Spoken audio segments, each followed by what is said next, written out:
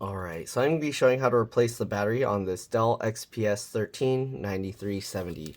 So, first thing we're going to do is we're going to go ahead and remove the bottom cover, but let's go ahead and get some thumbnails here real quick, okay? So, line that up, there you go. Flip that over, this is what the inside looks like. Okay. And the bottom. I have another video showing, talking about all the other internal components, so if you want to see that, that's a separate video. Feel free to ask for that link and I'll post it. Alright, so to remove the bottom cover, we're going to be using a T5 or Torx 5 screwdriver, and we're going to be undoing all the screws here. You want to keep the screws in order because they can be different size, shape, and lengths. The way I do that is I put them flat side down like that on my desk in the pattern I remove them. So we got one on either side of the hinge area, and then one on either side in the middle, and then we got 4 going along the front. So we'll go ahead and remove all those screws. Alright, if this video helps you out, please make sure to like, comment, subscribe, share my channel with others so that they can learn how to upgrade and repair their devices as well. And if it helps you save a bunch of money, please consider contributing a little to the channel. Every little bit helps and allows me to continue making these videos for a living. Alright, if you can't help out that way, it would help a lot if you could watch a few of my other videos and then like and comment on those as well, because that's what the algorithm likes to see.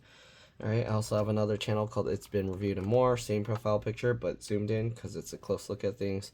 Those videos currently are on this channel as well, but as that one grows, I'll eventually just move them only to that channel. So if you want to help me separate that out, that'll help a lot. Alright, anyways, next thing we're going to do, we're going to pop open the bottom cover. It helps to have a really thin tool because the bottom cover of these tend to be very difficult to get underneath.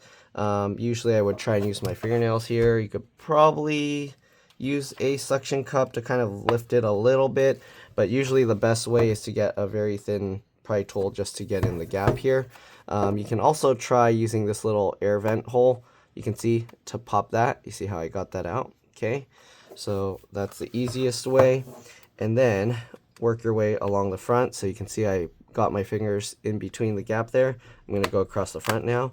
And what I'm doing is I'm actually getting my fingernails in there and pushing with my thumb on the back here. Okay, and that pops the cover. Okay, so again, you can start at this and that helps a lot. Again, if you can't do that, then you'd have to use a very thin pry tool to get in between the layers. Make sure that you don't push the tool too far in because you don't want to damage anything there. Okay, so the back portion's a little bit tricky. You kind of have to pull this and then wiggle it, and you can see it kind of popped out. Okay, and there we go. So there's the bottom cover. Okay, and then here's inside of that. You can see the battery's kind of inflated, and that's why we're replacing this. So I do need to clean it because it's a little bit dusty. So I'll do that real quick and I'll be back. Alright, let's go ahead and pull the battery out. So we are going to need, it looks like a PH1 or JS1 screwdriver. Alright, let me go ahead and zoom in on there. The battery model number, by the way, is right here, DXGH8, okay? And the connector is right there. So the way you remove this, I just use my fingernails on the wings of the connector and just wiggle it like this. Okay, and there you go. Then you want to lift the back. It's actually pretty hard to remove this because the battery itself is kind of in the way of the connector. So what we're going to have to do is we're going to have to actually remove the screws first. So let's go ahead and do that. The battery's slightly disconnected, but it might not be completely disconnected. So be careful. I mean, either way, you want to be careful. Don't drop like metal conductive things on here. I believe we're also going to need a PH0 or JS0 screwdriver to remove this little screw there. So yeah, alright, we'll remove the screw down here. You don't need to remove this one, that's for the speaker, okay? And then over here. Alright, so there's 5 screws in total. 4 are PH1 or JS1, and then 1 is a PH0 or JS0 right here, okay? Alright, now that we got all the screws out, we're going to go ahead and lift from the back area here, and then with this, pull that out, and there you go. Battery is removed. Pretty simple. Okay, we'll set that aside. Now, clean this up a little bit. Okay, So there we go. We got the battery out, as you can see. Now we're going to go ahead and put the new battery in.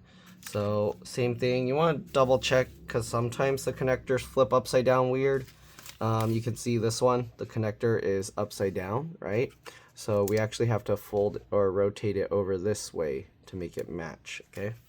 So if you're not paying attention and you just try and shove the battery thing in this way, you're going to damage stuff. So yeah. All right, anyways, we'll hold that over. And the way you can tell is this side has the exposed battery pins on top. Okay, make sure to get this in straight. Don't go in at an angle. So you can hold the battery at an angle, but we got to get the plug to go in straight. Okay, so just like that. And then what I do is I pinch both pieces together, just like this, okay, to get that to go in. And there you go. Now it's in. We're going to go ahead and put the battery into place, get the screws in, and that's pretty much it. Battery installation isn't very difficult for this model. Okay, make sure, oh, this one has the little thing, stickers coming up. So make sure to pull it over so that the screw mounts are going within the little hole areas. Okay, so just like that. We got the little center screw first, so we'll get that in. Also, there's a separate CMOS BIOS RTC real-time clock battery for this model. Okay. So yeah, if you're wondering, there's this little battery. It's not a CR2032, it's a smaller one. And also take note that the red wire is going towards the main battery and the black wire is going towards the fan. So if you replace it, that's what you need. This battery, I can't read it. I think it's NL1220. It's a 3-volt battery. So if you try to replace it with something else and just manually, I don't know, solder, I don't think you're supposed to solder it. I think you have to weld the little wires onto there. But if you try and build your own little battery thing, you technically could. Just needs to be a 3-volt battery. All right. Anyways, we're gonna get these screws in. If you notice, I twist the battery or the screw backwards first to hear it click. Okay. That's how I know it's going in the right place. If it doesn't click, then, I mean, it's okay, but usually you want to hear that click. That's how you know. I don't know if you can hear it in the recording, but yep. All right. One more screw for the battery. Then we'll get the bottom cover back on, and that's pretty much it.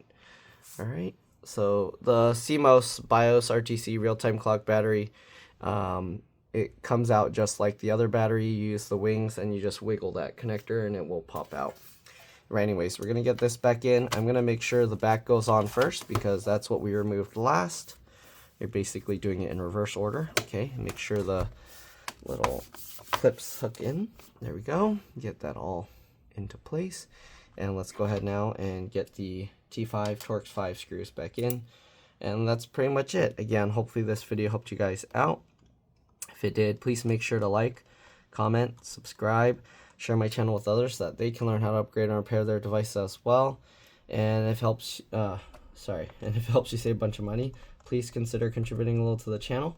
Every little bit helps and allows me to continue making these videos for a living. Right? If you can't help out that way, again, it would help a lot if you could watch a few of my other videos and then like and comment on those as well, because that's what the algorithm likes to see. Again, I also have another channel called It's Been Reviewed and More, same profile picture, but zoomed in because it's a close look at things. Those review videos are currently on this channel as well, but as that other channel grows, eventually I'll stop uploading new videos to that one.